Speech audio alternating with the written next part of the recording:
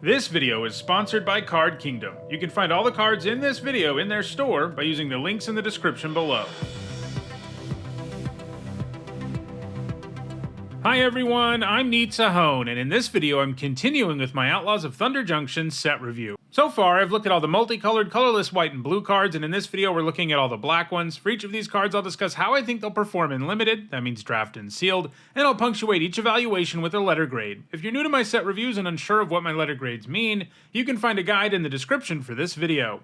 There are a few important things to keep in mind as I review these cards. First, because we're only talking about Draft and Sealed, I'm only going to be talking about cards that can be found in play boosters. Furthermore, I'm only looking at cards from the main set in this video. Play boosters in this set have a couple of different bonus sheets, not to mention special guests, and I'll cover those cards after we finish looking at the whole set. Second, these are my evaluations of these cards before actually playing with them. Since the goal is to have my set review done in time for the pre-release, that means I'm not going to be right about everything. However, as the format comes into focus, I'll be doing videos where I discuss how things have panned out. Lastly, I want to let you know that there are some set review related perks for being a channel member or a patron. You get access to my ongoing set notes during preview season, and you'll also get a spreadsheet with all of my grades once the set review is complete. If those perks interest you, check out the description where you can find out how to support the channel using one of those methods. Alright, without further ado, let's dive in with a look at the black cards in Outlaws of Thunder Junction. First up, it's Ambush Gigapede, which for 4 generic and 2 black is a 6/2 insect at common. It has flash, and when it enters the battlefield, target creature an opponent controls gets -2/-2 until end of turn. We saw a really similar card in Ikoria, and it really underperformed. It's easy to imagine the 2-for-1s you can get with this, where you kill a small thing and flash us in to block something, but 6 mana is a lot, and the situation doesn't line up as effectively or as often as you'd think.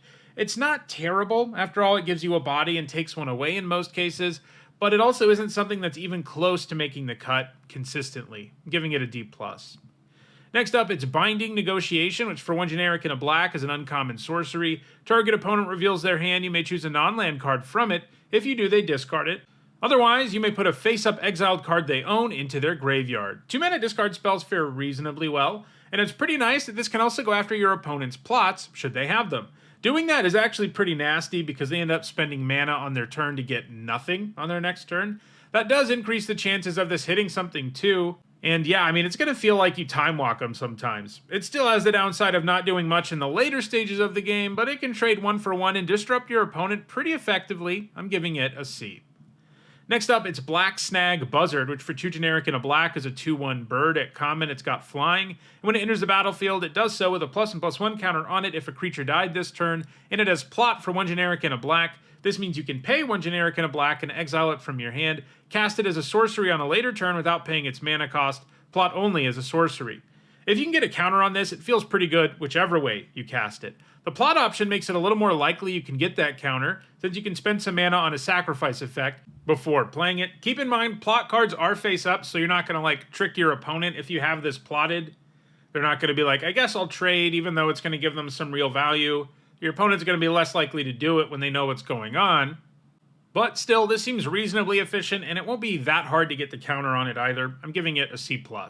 Next up, it's Blood Hustler, which for 1 generic and a black is a 1/1 vampire rogue at uncommon. Whenever you commit a crime, put a +1/+1 counter on it. This ability triggers only once each turn, and targeting opponents, anything they control, and or cards in their graveyards is a crime, and you can pay 3 generic and a black to have target opponent lose 1 life and you gain 1 life. Committing crimes is easy enough, but this starts out with really, really bad stats. It's nice that in the late game, using the activated ability will add a counter to the Hustler, and that has some potential to take over games that go long enough, but 2 mana 1/1s that don't give you anything immediately tend to be pretty brutal. I'm giving this a C. It has a pretty high ceiling, but I don't like the floor.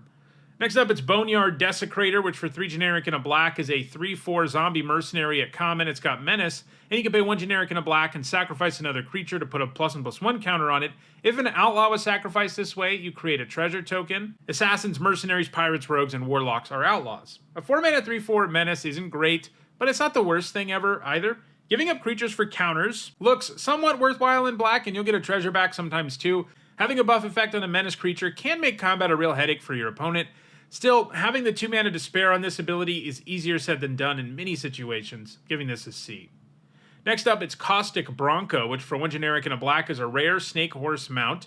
It's a 2/2. When it attacks, you reveal the top card of your library and put it into your hand. You lose life equal to that card's mana value if Costic Bronco isn't saddled. Otherwise, each opponent loses that much life. This looks really good, even when you don't saddle it. If you can play this on turn 2, it will often represent a 2-for-1, and if left unchecked, it'll draw you tons of cards. Now, you don't really want this in a deck with a super high curve, but you're not likely to have one of those unlimited anyway. The saddle upside does matter because in the late game, drawing like this gets a bit more dangerous for you. It's probably also more dangerous for your opponent if you can make them lose the life, and that's when you're more likely to be able to saddle it.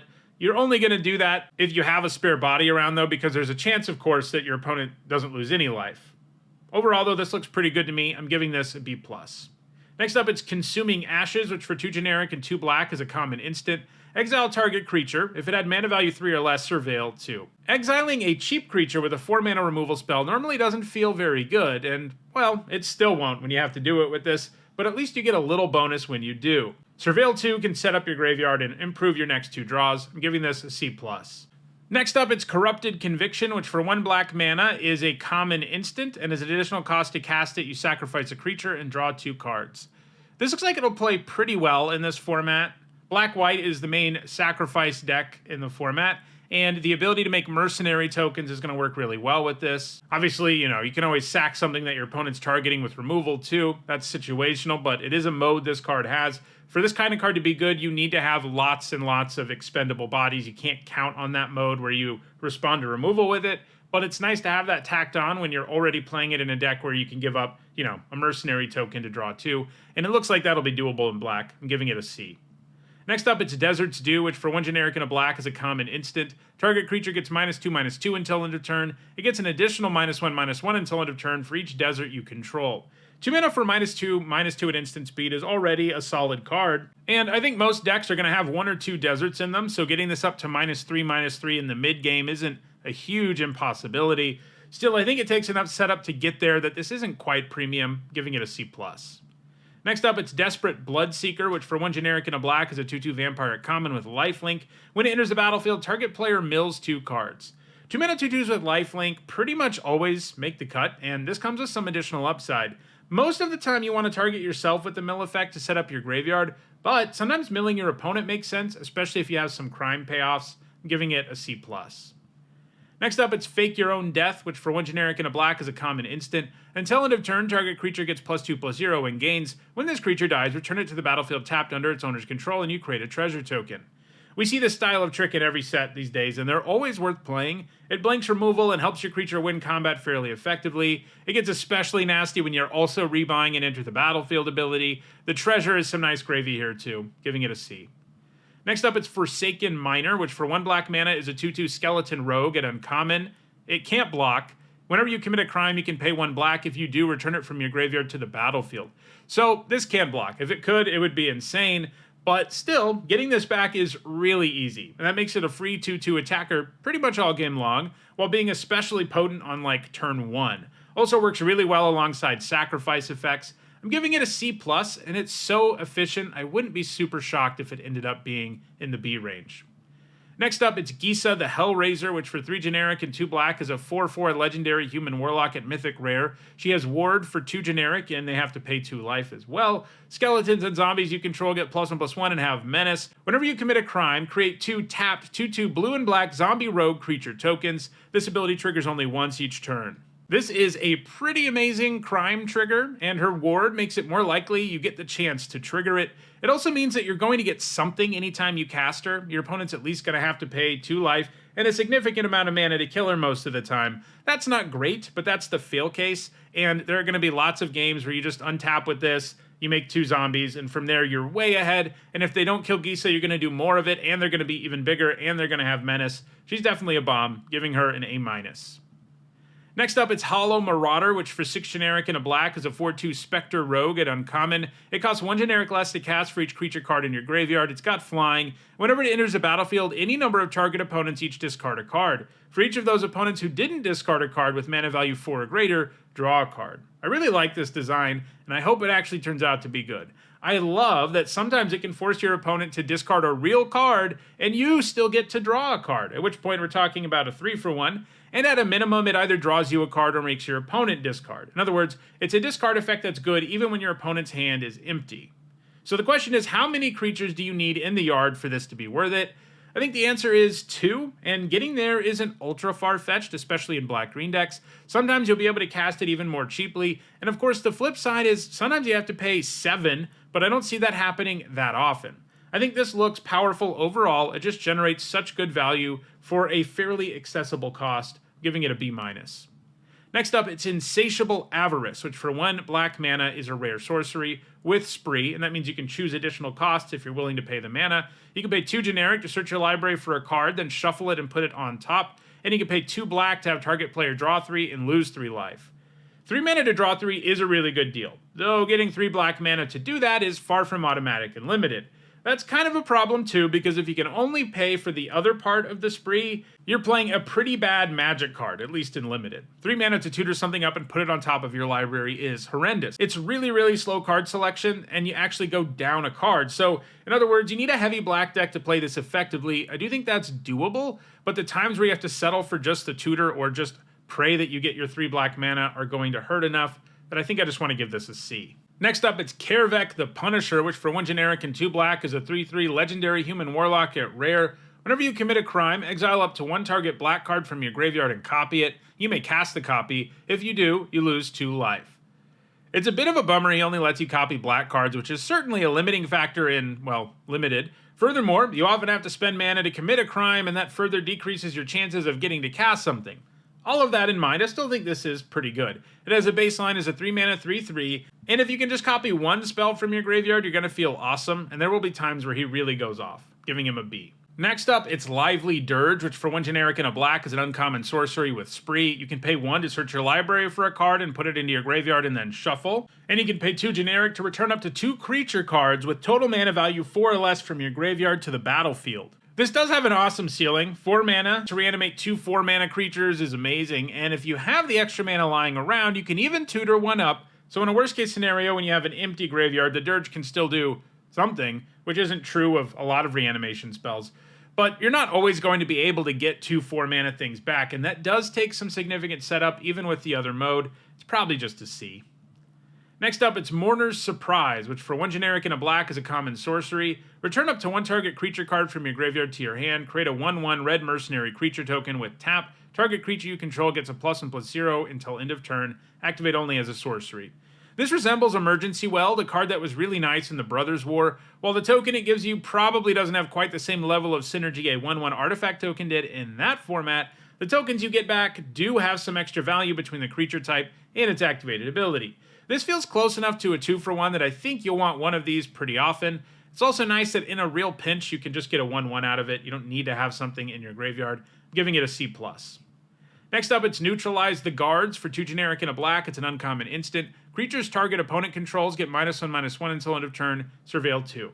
This effect is usually a sideboard card, but this one is pushed a little. It's an instant for one thing, and it surveils, and it will also commit a crime in this format, but that's probably still not enough for this to really make it a main deck card, though there are some formats that have enough X1s to make something like this worthwhile, but I'm going to start this at a D+ in your main deck and a C+ out of your sideboard.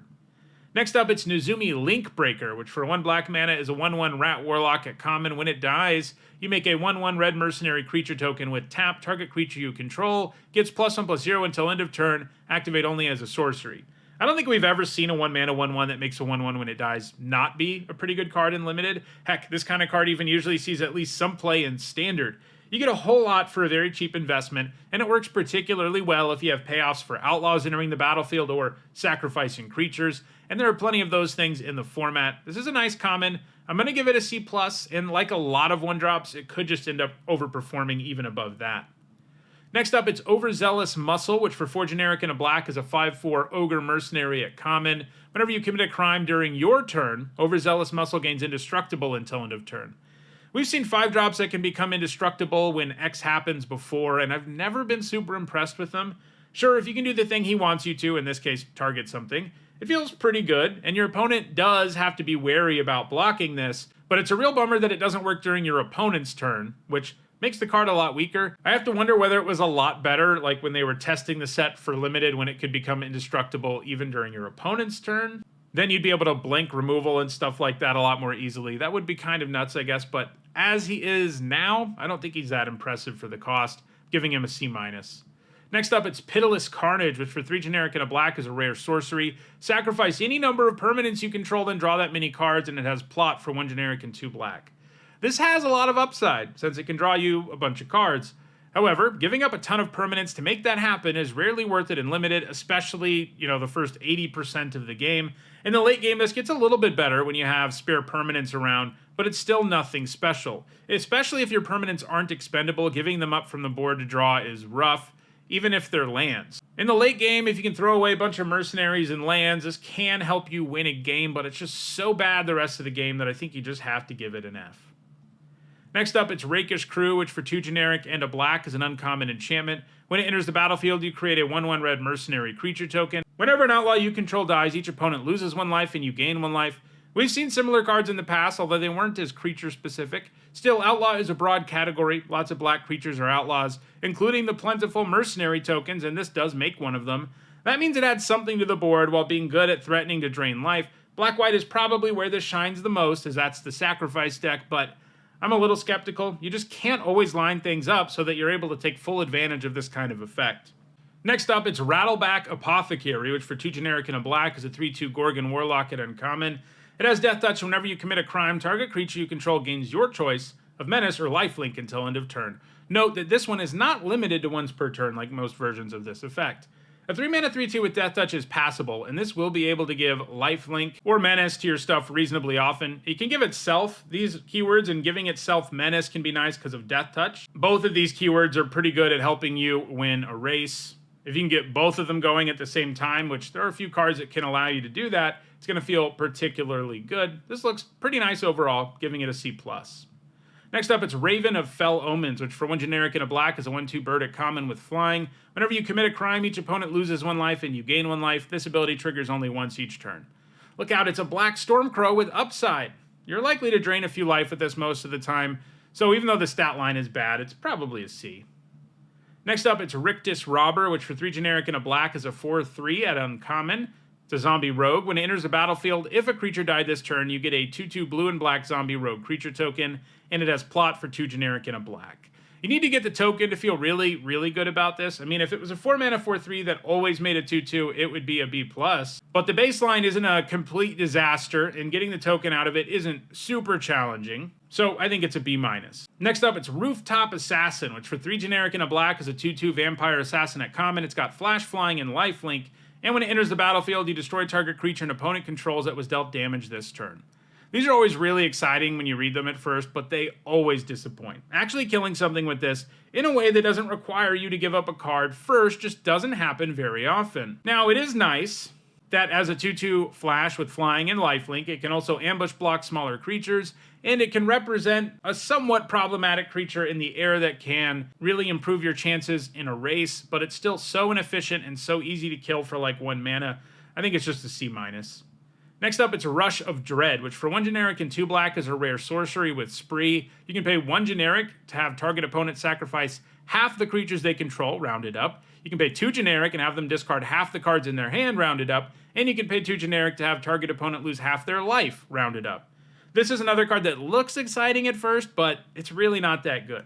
There are too many situations where you spend a ton of mana on this, and it has no real effect on the game. While your opponent might lose some creatures when it comes to numbers, they're going to keep their best creatures, which is usually your biggest problem.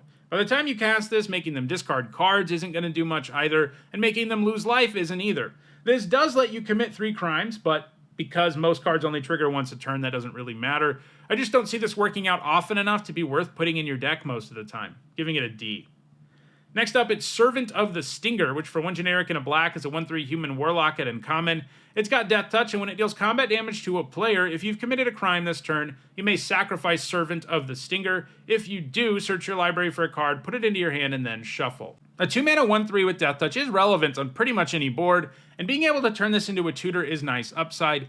It is annoying that it requires two different things to happen to actually get to tutor. First, you need to have committed a crime, then you need this to hit your opponent. Now, committing crimes is not going to be a massive challenge or anything, but when you add this other requirement in where this creature has to hit your opponent for you to gain access to this additional effect, that's a pretty serious problem because you need multiple things to line up in a turn. It is a 1/3 death touch, so your opponent, isn't going to be that interested in blocking it, I guess.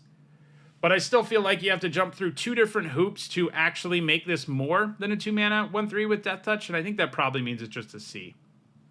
Next up, it's Shoot the Sheriff, which for 1 generic and a black is an uncommon instant. It says destroy target non-outlaw creature. This format has a lot of outlaws, but this is still premium removal as Doomblade and its ilk always are. There will be times where an outlaw is your biggest problem, and that will be sad, but this will do what you need it to most of the time and very efficiently. I'm giving it a B. Next up, it's Skullduggery, which for 1 black mana is a common instant. Until end of turn, target creature you control gets +1/+1, and target creature an opponent controls gets -1/-1. This was amazing the last time we saw it, and that format didn't have payoffs for committing crimes, which this could do for only 1 mana. This is so good because it isn't that hard to manufacture 2-for-1s with it, where you can buff your creature to win combat while killing something else, and even when you can't get a 2-for-1, it's a very efficient way to trade 1-for-1, giving it a C+. Next up, it's Tiny Bones Joins Up, which for 1 black mana is a rare legendary enchantment. When it enters the battlefield, any number of target players each discard a card. Whenever a legendary creature enters the battlefield under your control, any number of target players each mill a card and lose 1 life. 1 mana to make your opponent discard a card isn't terrible, but the rest of this card's text isn't very impressive. You just want to have enough legendaries to get that to trigger, and even when it does, it's not like it will do that much. It does let you commit a crime, both when you cast it and when you trigger it, but it's probably still just a D. Next up, it's Tiny Bones the Pickpocket, which for 1 black mana is a 1/1 legendary skeleton rogue at Mythic Rare. He's got Death Touch, and when he deals combat damage to a player, you may cast target non-land permanent card from that player's graveyard, and mana of any type can be spent to cast that spell. A 1 mana 1/1 at Death Touch is virtually always like a C. It may not be the most impactful thing ever, especially as an attacker, but it can trade with anything, and that usually means trading up. So adding in this awesome combat damage trigger is definitely upside. How big of one? I don't think it's massive. In the early game when Tiny Bones can get in there easily, your opponent is unlikely to have anything for you to cast in their graveyard. Then by the stage of the game where you have the mana and resources, and your opponent has stuff in their graveyard, your opponent can just trade off their worst creature to kill Tiny Bones. That's not a disaster, obviously, but it's not great either. Obviously, he gets interesting with some added evasion, or if you can otherwise find a way to get blockers out of the way, but he's probably a C+ at best in limited. Next up, it's Treasure Dredger, which for 1 generic and a black is a 2/2 human rogue and uncommon. You can pay 1 generic and tap it and pay 1 life to create a treasure token. This has solid stats, and it has an ability that isn't a bad place to spend 1 extra mana. Don't expect it to be amazing, though, especially in the later stages of the game. I think this is a C. Next up, it's Unfortunate Accident, which for 1 black mana is an uncommon instant with Spree. You can pay 2 generic and a black to destroy a creature, and you can pay 1 generic to create a 1/1 red mercenary creature token. This looks great. 4 mana for an instant that destroys a creature, no questions asked, is pretty good, and if you have 1 more mana around, you also get a 1/1. I'd be really happy with a card that was always 5 mana for that effect, and this has the additional modality to make it even better. I'm giving this a B+. Next up, it's Unscrupulous Contractor. For 2 generic and a black, it's a 3/2 human assassin at uncommon, and when it enters the battlefield, you may sacrifice a creature. When you do, target player draws 2 cards and loses 2 life, and it has plot for 2 generic and a black. A 3 mana 3/2 isn't amazing, but if you have expendable bodies around, something that doesn't look like a huge challenge in black, this enter the battlefield ability can be nice. He can even sacrifice himself in a pinch, if you really need to draw some cards, giving him a C+. Next up, it's Vadir New Blood, which for 1 generic and a black is a 2/2 legendary vampire rogue at rare. When you commit a crime, you put a +1/+1 counter on him. This ability triggers only once each turn. And as long as Vadir has 4 or more +1/+1 counters on it, it has Menace and Lifelink. This starts out as a bear, and black decks definitely have the means to make him grow. I wouldn't really count on consistently making him into a 6/6 with Menace and Lifelink, but if you have instant speed reaction, his ability plays a lot like prowess, which means it can be an absolute beating if your opponent makes a mistake. I'm giving this a B. Lastly, we've got Vault Plunderer, which for 2 generic and a black is a 3/1 common human rogue. When it enters the battlefield, target player draws a card and loses 1 life. I love me some 2-for-1s, and this definitely delivers. 1 toughness is brutal, but on the flip side, 3 power means that it can trade for some significant stuff, and since it drew you a card, you'll be perfectly happy with that. I'm giving this a C+. So those are all the black cards in Outlaws of Thunder Junction. Next, I'll take a look at all the red cards. If you enjoyed this video, please like it and share it so that others can enjoy it too. If you want to make sure you catch the rest of this set review, don't forget to subscribe and turn on notifications. And if you want to catch up on the set review videos that are already out, you should see a playlist on your screen shortly. Thanks for watching.